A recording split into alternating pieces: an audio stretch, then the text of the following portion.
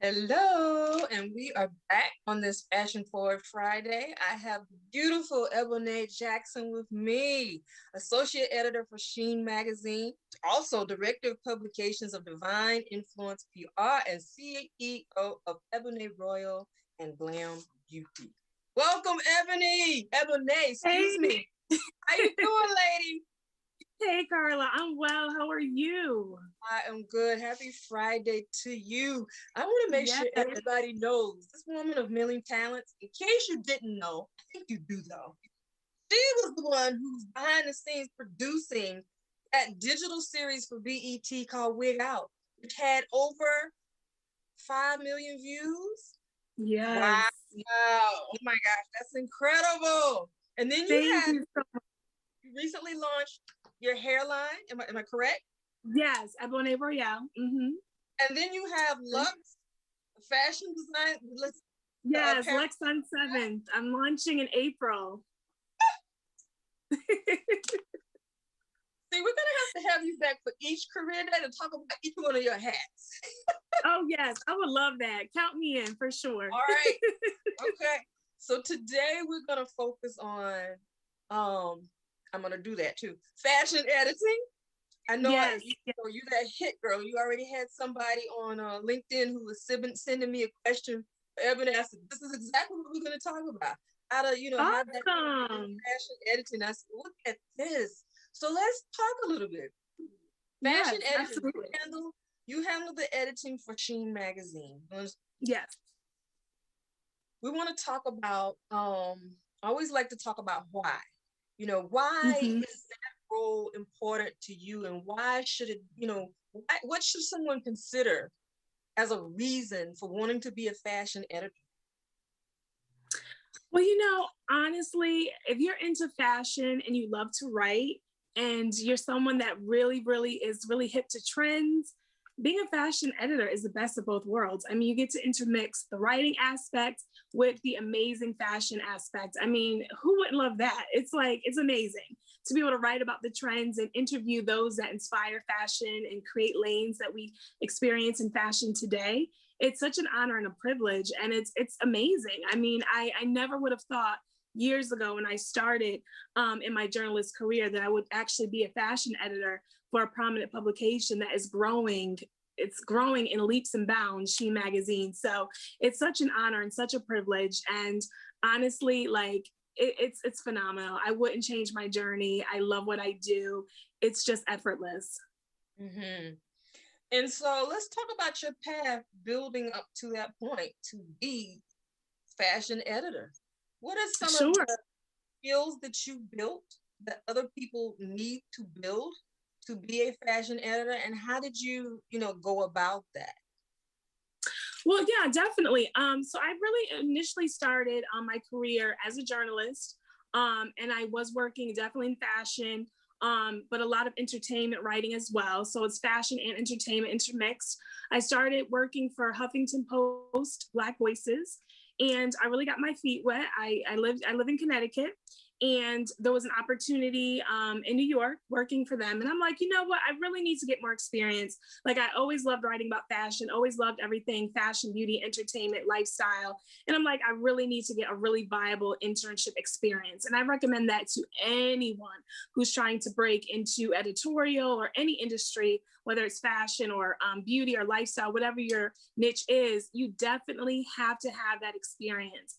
And an internship is invaluable. A lot of times people think, oh, it's just so cliched, get an internship. But no, you really need that hands-on experience.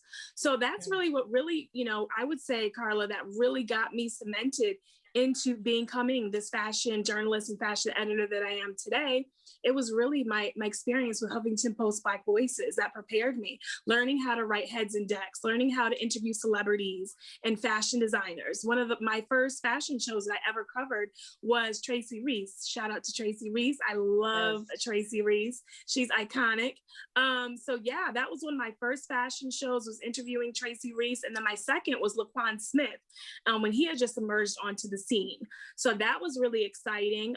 And I really think that experience interning for Huffington Post Black Voices really prepared me to be able to rub elbows with these top designers like Laquan. I interviewed him and Tracy backstage after their shows and had that experience and got to meet so many great celebrities. I met so many greats like Kim Kardashian. I just so many great people I've met covering fashion shows, Lala Anthony, the list goes on and on. But yeah, I would definitely say my internship really got me that experience that I really needed hands-on. And that's what I just wanted to clarify. You were able to meet those people as an intern. Yes. I'm telling you, especially when you intern at a very prominent publication, you can get the opportunities regardless, because I was also at one time writing for a smaller publication, which is called Iconography Magazine. It's no longer in publication, it's no longer in print.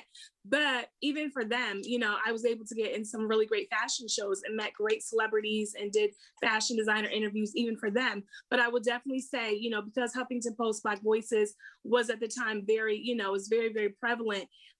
It was a lot easier, obviously, for me to get those big access to those bigger shows, Right. and be able to rub elbows with the celebrities and with the designers and the other talent. So I would say definitely, the more reputable internship that you can acquire, the better it is. But again, any internship, whether it's a smaller base publication or larger, you can maximize and use the experience to your advantage. You just have to go about it very tactfully and intentionally. And that was perfect segue. Talk about how some of the best practices that people can use to approach an internship or any type of opportunity. What are some of the things they should do? What are some of the things they should not do? Okay, well, definitely what you want to do is, especially as a fashion, if you're going into fashion writing, fashion editor, whatever position you're looking to break into related to that, you definitely want to make sure you have a top-notch writing portfolio. That's how I got my internship with Huffington Post. I didn't have a connection. I didn't know somebody. It was really the favor of God, number one, because I can't take the glory for it. It's all the Lord's doing. But definitely a favor of God. But I would say second to that would also be the work ethic. I had a great portfolio, I thank God that I was able to always keep my pen fresh and keep fresh stories and fresh content in my portfolio. So what I did was when I reached out to Huffington Post Black Voices, I had a great cover letter, that stated all the benefits and why they should want this girl from Waterbury, Connecticut to intern with them, and why I was, really viable to them, even though they didn't know me. So you always want to sell yourself, give your strengths, give your key points, but you want to have a great writing portfolio. And I attached like 3 strong writing samples. And at the time, I think one of them, if I'm not mistaken, it was an interview that I did with Kamora Lee Simmons. At that time, Baby Fat was still going. So I did an interview with her. I had that attached. I had, I think, an interview with Brian McKnight I had done for another publication and like another fashion piece. And I just submitted that with my cover letter and my resume. And next thing, a few weeks later, I get a call and they had me come in for an interview, the first interview. I did a second interview and I was officially on the team. I reported to New York City, I think it was 3 days out of the week. So I was traveling 3 days out of the week from Connecticut to Manhattan, and it was gruesome, but I was hungry. I was determined. I didn't care. I slept on my friend's couch in New York a couple nights when I got tired of traveling back and forth. And I gave him a little bit of money, kept him, his mom bought them groceries, any little thing I could do. I was just sleeping on that couch. I went to work. So I was hungry. See, this is the real talk that we need to have, that I've been loving that we're having today, because this is what it takes sometimes. And oftentimes you don't get those opportunities that others get. So you've got to be committed. Back to that why. What is your purpose for doing that? Talk about the job description. When you think about the job description for a fashion editor, how do you describe it? That's a good question, Carla. So, okay, I would definitely say for a fashion editor position, you definitely want to be someone that is very ahead of the curve when it comes to trends. You want to know the trends.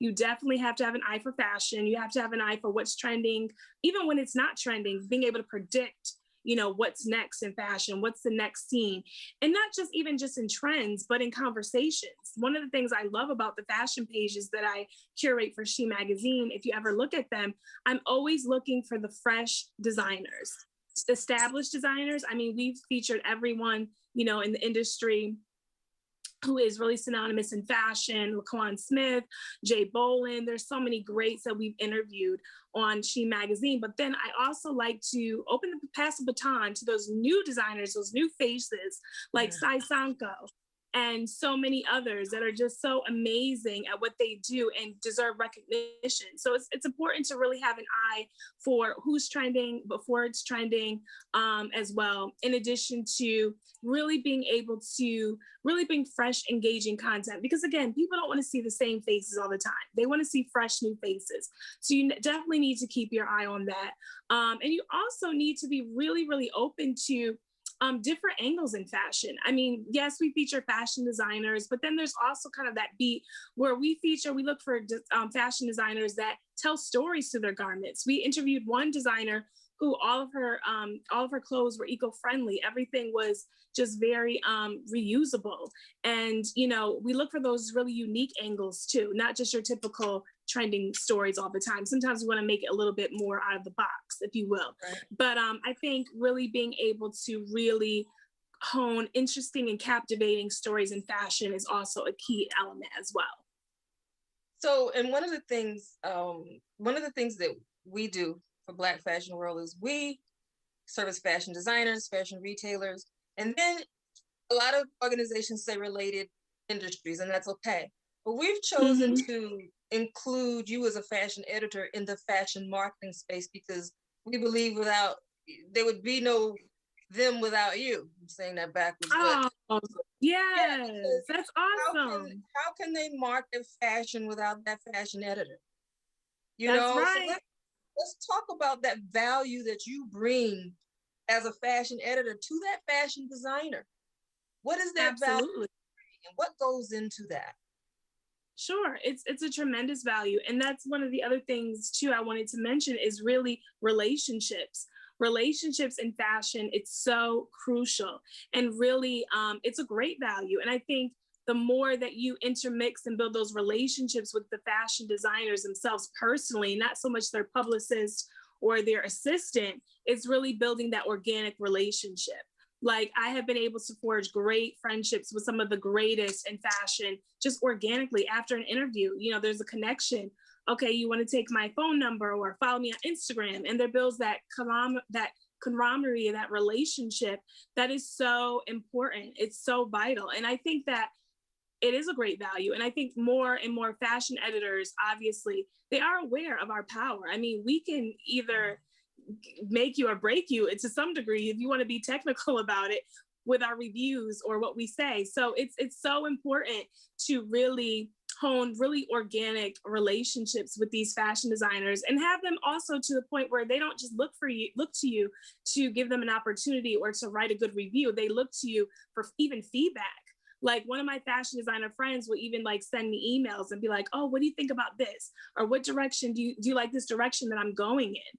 I love that. To me, it shows that you really respect not just my position, but my opinion, you know? So it's really important to really harness those organic relationships. And that even makes your value even greater as an editor when the fashion designer can also see, wow, you know, I value their opinion. I value their feedback.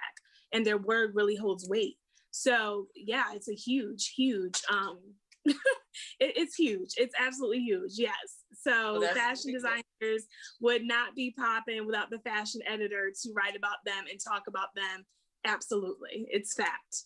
That's why we call you fashion marketers, because you are marketing that business for them. Yes. That's a huge responsibility. Yeah, definitely. And my understanding is that for Sheen, during COVID, if I understand correctly, you've been the one that's been keeping that piece going. Oh, yes. Oh, yes. Yeah, to God be the glory. I have. It has been, during this time, I'm telling you, I feel like I work more now during the pandemic than I was before the pandemic. And, you know, it's just so devastating, all the losses and all that has happened. Of course, it's just absolutely heart-wrenching. And it really is. In addition to all of that, on the business side of things, COVID has presented this even more window of opportunity and opportunities, I would say, for sure, especially as a fashion editor for Sheen. it's just been it's been overwhelming, honestly, but a good overwhelming. I get so many more feedback from even larger scale designers, brands that want to partner, want to collaborate. It's been extremely, extremely busy, which is a good thing. So yeah, it's really been viable even during this time. And we've been keeping the pages fresh and engaging. And it's been amazing. I think we've grown so much during this pandemic with our fashion content and relationships. It's been absolutely phenomenal. One of the things that, and I'm asking this from a business perspective, not to bring negativity, but a lot of businesses understandably have had to close during COVID or lay people off. Yes. She has been able to continue and you haven't had to lay anyone off. Right. Yeah. You know, what do you attribute that to, being able to stay afloat and not having to let anyone go? I would say, honestly, I'm not going to give you this cookie cutter answer. It's nothing but the favor of God, really. I mean, I honestly cannot tell you, okay, I did X, Y, and Z. I really think it's just the favor of God, because, I mean, I just, it's so overwhelming to the point of like, the phone is constantly ringing. I'm constantly getting submissions for stories, getting ideas, getting fresh things coming in. And then on the other side of my other business that I do with public relations and beauty and fashion as well, that's been off the charts with getting referrals and new clients. I mean, it's just, I say it's the favor of God. I mean, I think, you know, obviously God gives us the will to do what we do. And, you know, he's given me this, just vitality even during this time. He's given Sheen magazine this vitality even during this time. I mean, we work so much more stronger and collective during this pandemic, I think even greater than what we did before the pandemic. As far as our story ideas, our content, our generations of content, how we execute things, we're just moving extremely more powerful as a force and very intentional. So all of those elements together, it's just, it's allowed us to sustain. It's absolutely amazing. It really is. And my heart goes out, you know, again, to so many others that, you know, are in between jobs right now and, you know, trying to find their next, you know, way to meet ends meet and things like that. So I'm always constantly mindful and just very grateful for the opportunities and where we are able to still stay afloat. What is your typical day, typical week like as a fashion editor? Oh my gosh. So meetings, number one. Kristen loves meetings. I'm one of those people more so I'm like, you know, I want to send you my ideas by email, okay? Because I got a list of things to do. But no, so we start with meetings. We have tons of pitch meetings. I go through my content, the fashion designer spotlight, where we feature a fashion designer, like I mentioned, established or emerging. We go over that. We go over our stylist spotlight. That's another thing. Made great relationships with even more stylists, especially during this pandemic. I think, you know, stylists are still working and things are picking up more now as things are opening back up. But it was a great time in the very beginning of the pandemic where I was able to really build some really great relationships with some really great stylists, because a lot of them were down at home and they were responding more to emails and DMs. So we have our stylist spotlight where we go over all the stylists that we're going to feature or considering to feature in the magazine. So once we do that, we go over the fashion pages, the trends, what's trending, and we kind of have a discussion collectively, and then we start working towards that.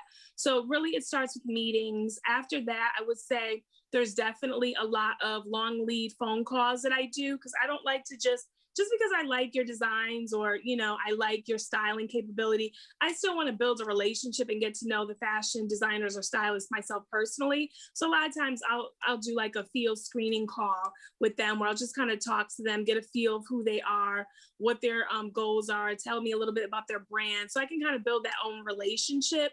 And I usually schedule those out. And then from there, we just work closely with the art director, Jessica, and just kind of go through and make sure that the pages and the layout and that tells the story with the article and that everything is very cohesive.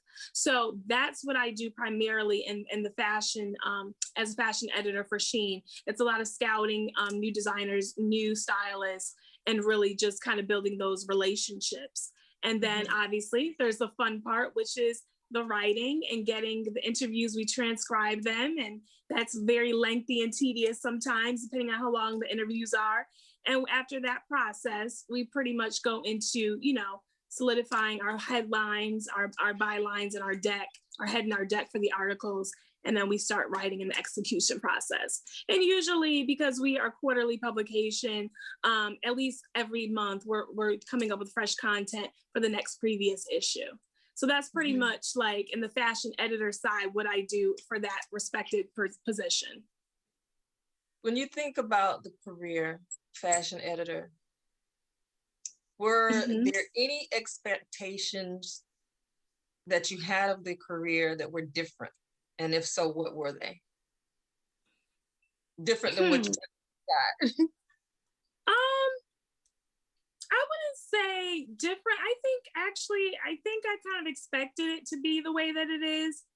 Okay. The only thing as far as, what I do on the day-to-day, scouting out trends, stylists, fashion designers, and building the content from the ground up. I would say I expected all of that. I expected, the hours, the long hours that come with it from time to time. Editing, especially working with my staff that writes for me, editing and making sure the writers are on point with their stories and really guiding them. Those are all things that I pretty much expected, to be a part of the editorial just job description. I can't say I was surprised by any of it because I already had a background in, interning. So I kind of knew what editors did because I work closely with editors all the time. So I would see what they would do and all of that. So no, I wouldn't say there's anything that, I didn't expect per se. And a question that I ask everybody, and I preface it before I ask, I'm not asking what your income is. What I'm asking is someone who wants to know, because I know they want to know. Yeah, of course. It's all about the bag. You know what? Realistically, starting out, progression, sky is the limit. No, excuse me. The moon is the limit. Mars now. What can they expect, starting out midway, as far as income range and progression, Sure. realistic? Yeah, I mean, definitely as a fashion editor, especially if you are more on the earlier stage and you're looking to kind of build out, but you don't have all that experience, but you have enough to get the job. Typically, the range could be like anywhere between 45 and 50,000 starting. Starting out? Okay. Starting out, it can be. If it's more of a prominent publication, if it's, bigger, if it's smaller scale, maybe between 35, a little bit, 35 and 38, depending, somewhere on that range if it's smaller. But if it's more viable, it's bigger, it's known, at least between 40 and 50. If it's really, if it's a bigger, I find the bigger publications typically, sometimes their budgets are a little bit more expansive. But if it's more on the smaller scale, it could be anywhere from like the 30,000 range and somewhere in the beginning. Okay. So let's for entry level. That's pretty, I'm surprised. Listening to some of the other ranges that we've talked about, I'm like, okay, this is why we talk about it, so people can know their options and know their why. And I do want to encourage everybody to also, take that gifts test. There's a Eboyne, I don't know if you know, but there's a complimentary, it's free gifts assessment test on our website, on our career page. Anybody can go and take it. It's also, if you go through the Black Fashion World Foundation booth in this virtual platform, they can take it too and assess their innate abilities, their leadership skills, and things like that. I said that because as I said earlier today, and people might not have heard, I believe, based upon personal experience, that it's important to perform a gap analysis. Think about the career skills that are required, the current skills that you have, and fill that gap with a plan on how to get there, which is what we're talking about. So when you talk about the skills as a fashion editor, I'm hearing organizational skills, definitely know that public speaking skill and listening to you, that writing, but talk about some of the, all of the other skills that you can hit on for today that they need to develop. Sure. And before I segue into that, just want to kind of go back to that question we just got off of with the salary.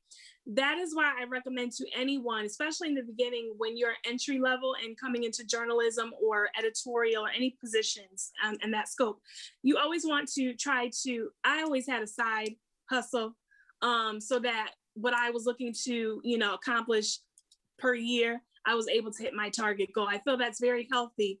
Even entry level, you should have other sources of income and revenue outside of just one scope of work.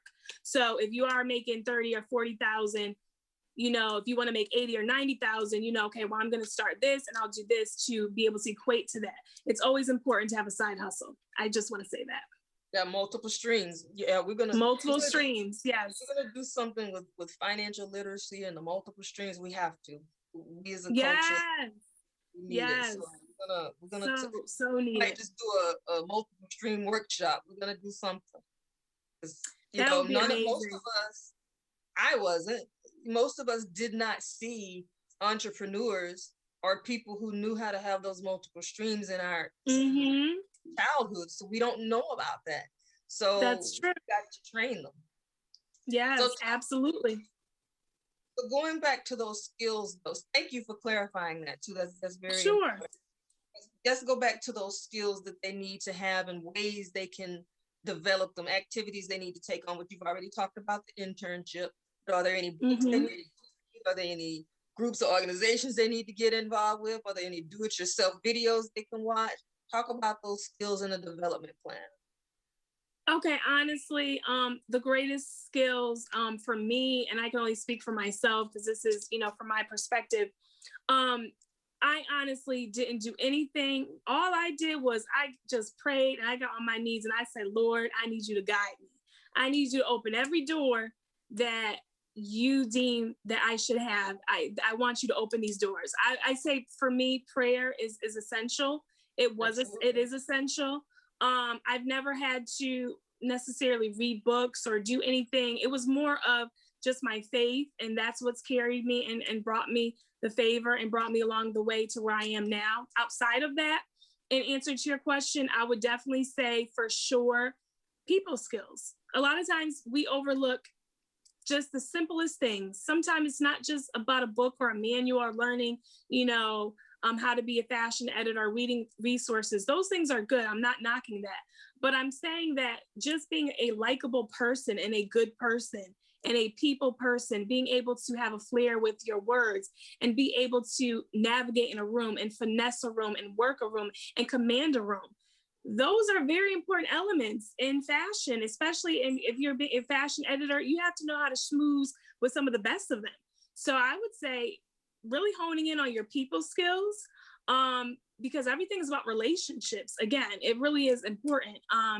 Of course, like you said, organizational skills is key, but really just having a really great personality that can really attract people to you will give you will open some of the doors to some of the greatest opportunities, especially anything that has to do with public appearance and fashion or being an editor. You have to be around people. You have to be able to intermix with people very well. So I would say definitely hone those people skills for sure. Of course, you can educate yourself, read more literature, read more how-to books and things of that nature as well. It definitely does not hurt. But I would definitely say for me, those are the things that I think have served me really well, because everything, again, it goes back to relationships. And that's one of the things that Sheen magazine, they love about me. They always say, you're the people connector. Like, you connect the dots, so many people.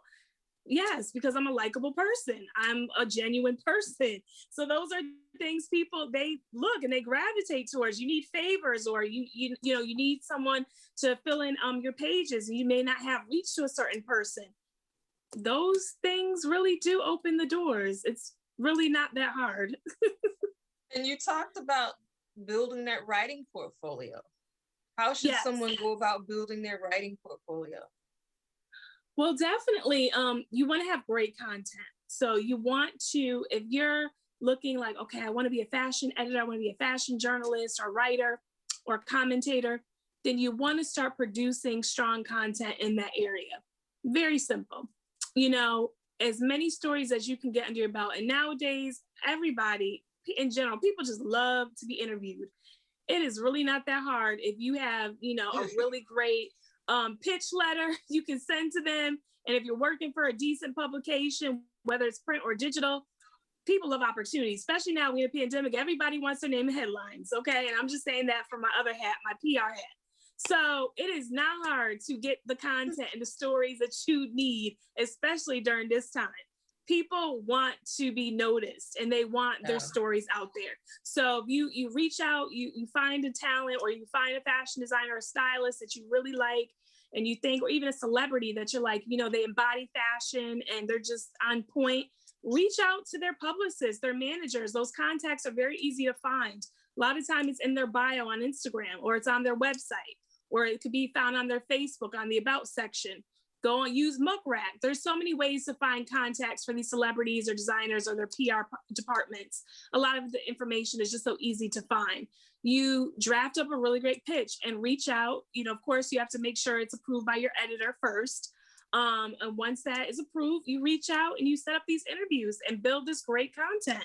It's really not that hard. This is a prime time, especially to get more conversations going and get more content so you can build out a really strong writing portfolio to land you your dream job.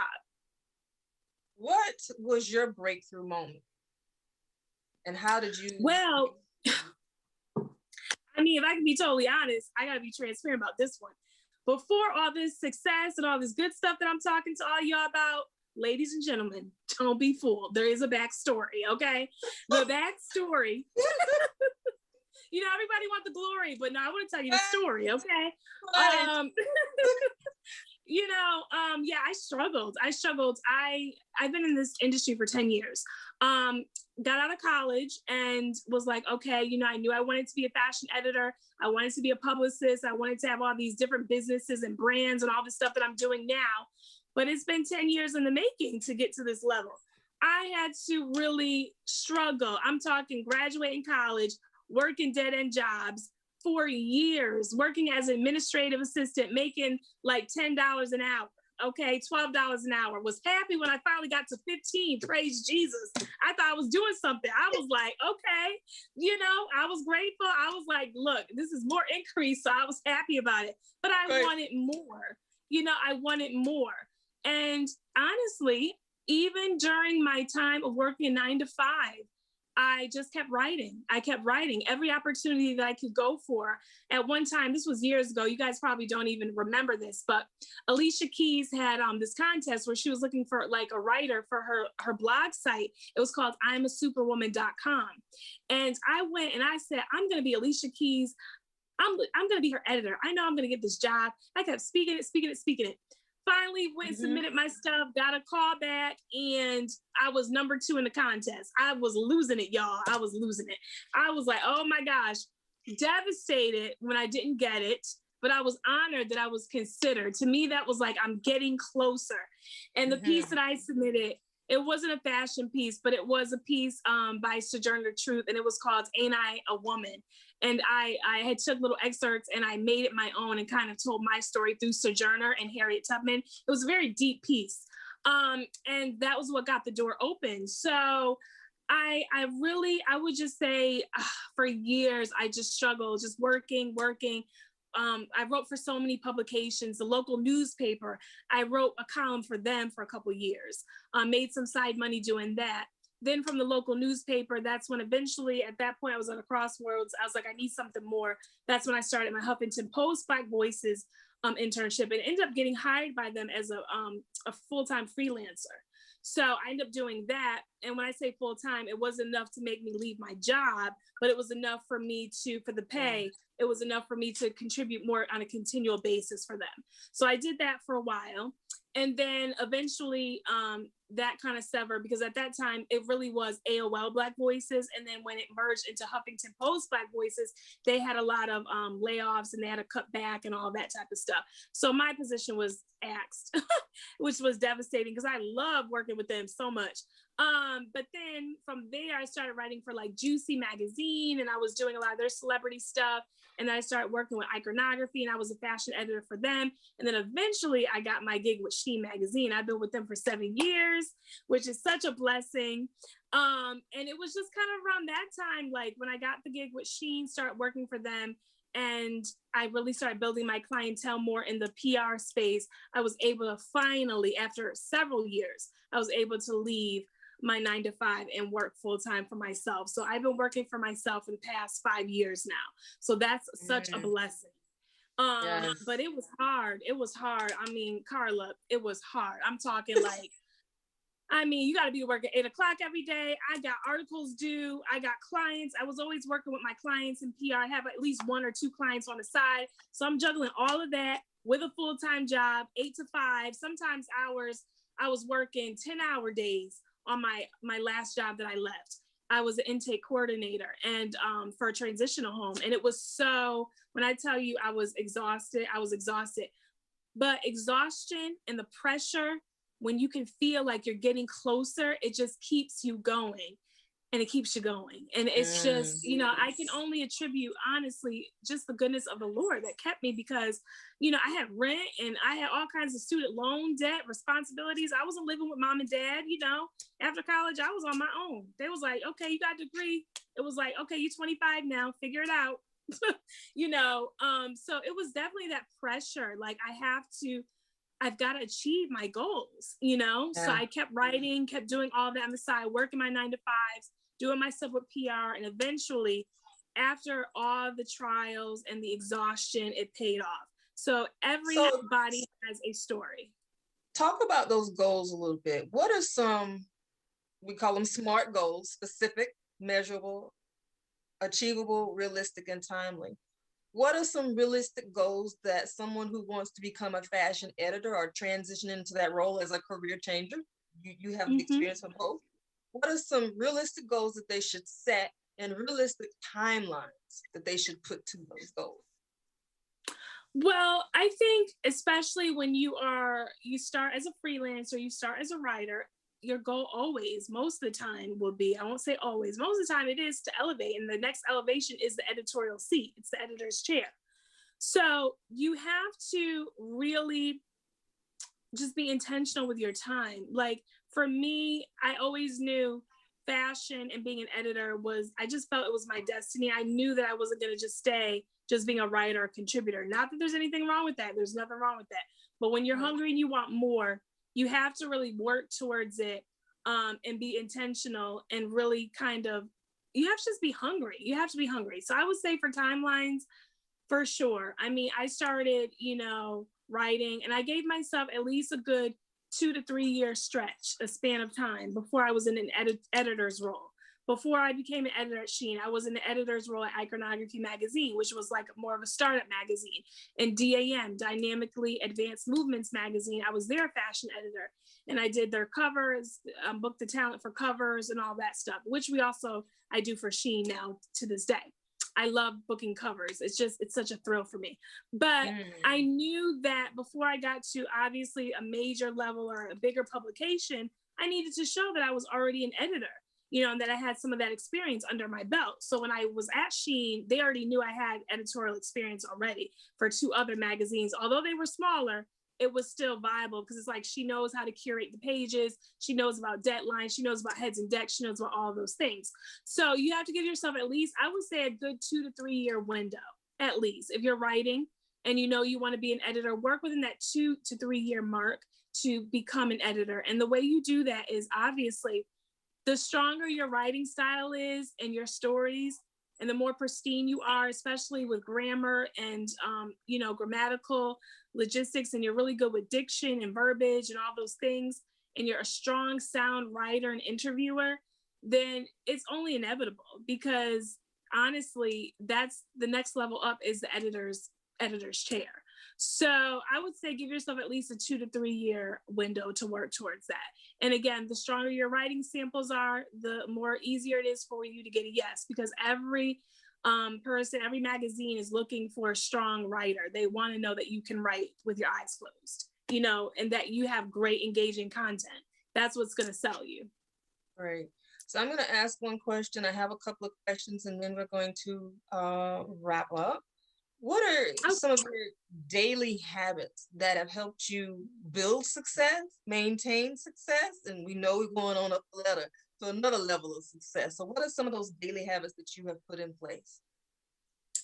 Daily habits for me, definitely I have to make sure that my mind is clear before I can start the day. So for me, prayer, meditation is essential. I can't really function and be productive and be great if I haven't had time to really connect with God and really bring myself in for prepare my mind and my spirit for the day. So for me, prayer meditation is everything. Even if I'm working, you know, a lot of times I work from home in my home office, I'll have the word on.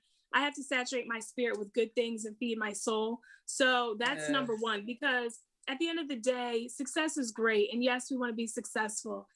But at the end of the day, after all the success, there is an eternity after all of this. So I try to keep that in my forefront, you know, and not get so caught up, because it's easy in this industry. It's easy to get caught up. It's so easy to lose yourself if you're not careful and you're not really rooted and connected in God and in your word and in your prayer meditation time. So that's number one.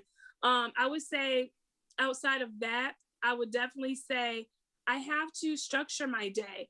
And again, you know, because I wear so many different hats with being a publicist, being the fashion editor to Sheen magazine. I have orders that come in for my hair company, Eboyne Jackson. I have people texting me constantly. I have so many interruptions. I'm trying to build a new fashion brand, Lux on 7th. I have my eyelashes company, Glam Beauty. I have orders coming in for that. And a lot of it right now is really, I have a very small team. Most of it's me. But I do have an assistant and another team member that I just brought on because it became so overwhelming. I had to build a team. I'm still building a team now. So I'm looking for one person too, by the way. Just want to throw that out there. Talk about stop press. What are you looking for, and what are the qualifications? Yeah, so I am looking for not so much on the fashion editor side, because I pretty much have that on lock for Sheen. But that's on all right. The PR, okay. Keep talking. The publicist end of things, I'm definitely looking for a PR assistant, someone that I can train and teach, who can build media lists, curate media lists under my guidance, help with pitches under my guidance. All these things will be trained. Looking for someone that can really just really help with the day-to-day follow-ups with media, all of those things, long lead pitching, really emailing, following up, building media lists, and really being like a very integral extension of the PR firm. So I'm looking for someone to come on part-time to really assist. And it is, of course, it's definitely paid. The pay will be based on the experience. And yeah, I'm looking to build out my team, because I realize as I'm growing, you know, I can't do everything. Right. And how does someone submit and are there any specifics that they need to submit, like a portfolio or something like that? How do they submit that? Yeah, so I would love to see a cover letter as to why you think you would be a great fit to be a junior publicist or a junior, publicist assistant, and let me know what qualifications you think that you have or you possess that will make you great. And I would love a great cover letter, a resume, in addition to any writing samples, because obviously in PR, what I do, I work with a lot of great beauty influencers and celebrities and fashion brands and lifestyle brands. So I definitely look for a strong writer, for sure. If you can write, that's half the battle right there. Everything else you can learn. All right, perfect. So I have a couple of questions, and then we're going to close out this segment. Yes. How does and this has been great. Thank you for your transparency. This is what we need. How does someone become a contributor for a fashion magazine? Oh, we love contributors at Sheen magazine. We're always looking for fresh new writers and great content. So I would say definitely reach out to us. You can email me if you are looking to be a contributor. I will review your information personally myself and try to pass it on to the editorial team, and we make a decision, because it is a collective decision. We're always looking for new writers. You can email me directly at divineinfluencepr@gmail.com. My Sheen magazine email, they're actually creating a new account for me. That's why I'm not giving you that one. But in the meantime, temporarily, you can email me at divineinfluencepr@gmail.com. And you can also email me about that internship the part-time position at the same email, divineinfluencepr@gmail.com. Perfect. And then we have a giveaway too. I can't forget about that. So, and Okay. another question is, can you talk about how to go about pitching an article to a larger publication? Oh yes. Okay. You know what? I have a story for this. When I was younger, I just wanted to write for the Washington Post so bad. And I emailed my story that I thought was so good. And they just told me it sounds like an advertisement. It's a no. This was years ago. And I'm like, okay, I'm not going to say who it was. That kind of dashed my little heart. I was so devastated because this was a writer that I just loved. She did a lot of fashion stuff for the Post at that time. And I was like, I was so sad. I was like, she said my stuff sounds like an advertisement. So I learned from that. And I would say definitely when you are looking to get in with a bigger publication, make sure the story is really authentic and it's true to the talent and what you're trying to portray, and that it doesn't sound like it's salesy or advertising pitchy, because they will tear it up. They will tear it up. You know, it's got to really fit the tone of the publication. So I would say definitely make sure. Mm-hmm. How does somebody go about making sure that their article, sounds right? Well, you really should be in tune with the heart and the mantra and the tone of the publication. So if you know you're writing to Vogue, you should be reading Vogue religiously. You should be looking at the style of the writing. You should be looking at the verbiage and looking at, how they portray their stories and their talent and their, content. So you should really be embodying what you're reading. So, and of course, do it with your own flair. You don't want to sound exactly like any other writer, but you want to be able to set the tone that matches that publication's tone. That's very important. Perfect. This has been great. So I want to say, Eboyne, this has been phenomenal. Thank you. One of the things You're that welcome. Sheen Magazine is doing for this event is they are going to give away a subscription. So Oh, I have nice. registration list by me. So if you pick a number, then I can Okay. know who the person is going to be that gets that subscription. So Oh, wonderful. Okay. I'll give you a number I love. It's a number of completion, the number 7. Okay, we can't have 7 because 7 already won. Oh. 7 can't get 2. What is this with the 7? But I get it. Okay. Another number. What's the number span again? I'm sorry. There's no just any number but not 7. Okay. 25. Okay. Sierra Tyler, you are number 25 on the list. So you are the winner of the Sheen Magazine subscription, and I will be in contact with you. Awesome. Congrats, Sarah. Yes. You're gonna love it. You're gonna love it. Yes. So, Eboyne, in closing out, what food for thought, what words, well, someone hearing this career talk today, what are some action steps that they should take if they're serious about pursuing a career as a fashion editor when they conclude this interview, this career talk? What are some steps they should take? What food for thought do you have in closing out for them? Sure. I would definitely say, number one, just be very intentional, very prayerful about your next steps. I think creating a goal list and writing it out is something about writing your goals and making it plain, like the word says, just have it. You got to write it out, and you have to speak over it and speak life over it. So number one, I would write down your goals and your timeline. If you're you want to start, definitely get an internship, start writing a list of different prospective publications that you want to intern with. Start mapping that out. And then even if you say, well, I don't have great content, all you need is really 3 good writing samples. That's all you need. Start putting together a list of prospective talent that you want to interview, or designers or stylists or whoever you really want to reach out to. Start writing that list out. Start, really trying to get in the door somewhere so that you can have a place to share your content. But I would say definitely number one, an internship for sure. Build up those writing samples. Get 3 strong, really good writing samples. And once you have 3 strong ones that you really love and you feel very confident about, then I would start, really reaching out for, potential job positions that you think that you're interested in, different magazines that you'd want to work at. Where do you see yourself working? And also just keep in mind that, when you're building your career as a writer or a journalist or an editor, it takes time. It takes time. So you want to also pursue other goals in addition to your writing as well, so that you are able to have a source of income coming in where you can live off of and sustain until you get to that next plateau.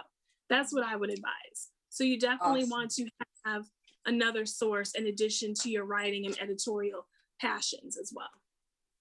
Thank you, Eboyne. You are the best. I'm sending kisses, love, hugs, all of that. Back at you. Thank you so much. Thank you. We're going to close out this segment. Our next segment is supposed to start at 7, but I'm gonna say, give me a minute. Let's start at 7:05. We'll be back, and we'll talk with Nicole Doswell about the role of a modeling agent. This has been phenomenal. Thank you so much, Eboyne. I enjoyed it. Right. Thank you. Take care. You too.